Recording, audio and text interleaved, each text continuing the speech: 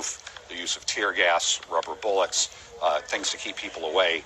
Obviously, protesters have figured out a way to get through those barricades. You can see people occasionally throwing debris on the fire to keep it going. But the 3rd Precinct in Minneapolis at Lake and Minnehaha, just a few blocks from 28th Street, appears to be the front of it on fire right now. Yeah, we're looking from Sky 4. Well, they just turned the camera there, but to me it looked like it was at the front of the building. I don't know if it's inside the building, because at the front of the 3rd Precinct there, they have a little bit of a, I don't want to say a garden or anything, but it kind of looked like it was within there. So at this point, we're not sure if it is actually inside the building, but we, of course, will try to find out the latest there. You might have seen those laser lights, too, the green and the blue.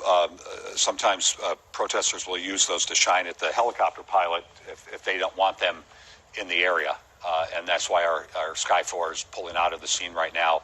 Very, very difficult for the pilot to get any kind of orientation and see what's going on if they're getting a laser light in their face. But tonight, the 3rd Precinct in Minneapolis is on fire, and a activist group said that they actually have control of the building.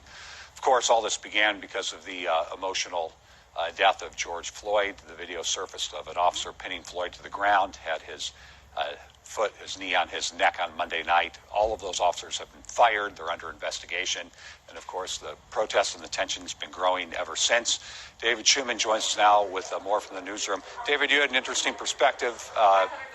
You were with protesters. I know it was peaceful one moment, and then all of a sudden things would just turn.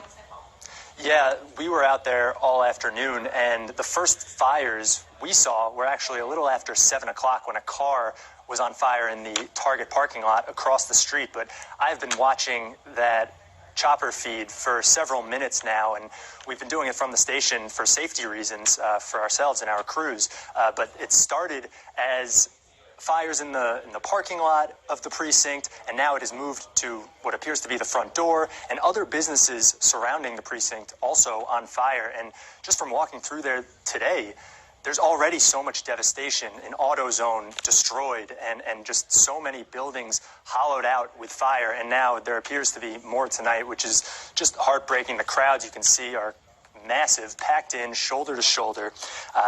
And I saw a picture on Twitter that kind of to show the scope of what is happening. The picture was taken from Hudson, Wisconsin, which is 30, 40 miles away, and you could see the glow from these fires. There's another one now at the bottom of the screen burning, and we are just watching to see how this continues to grow, the crowds, the fires, and whether control will be able to be re-exerted on what's going on. It looks like fireworks of some sort are being shot up into the air as well now.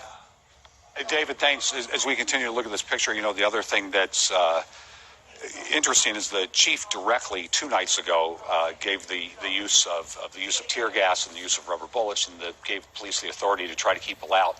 Once protesters broke into the parking lot of the 3rd Precinct, and his reason was that he didn't want them to have access to the building because there are guns and live ammunition.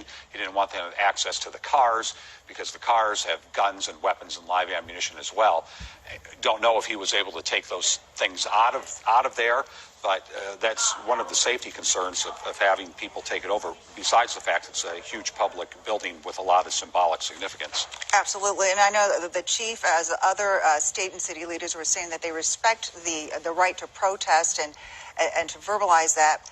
But once again, they said, please don't be violent or destructive. In fact, Governor Walz today declared a peacetime emergency in the city of Minneapolis, St. Paul, and the surrounding communities, and he did activate the National Guard. And there was a tweet that just went out that said that 500 National Guard members have been activated to Minneapolis and St. Paul.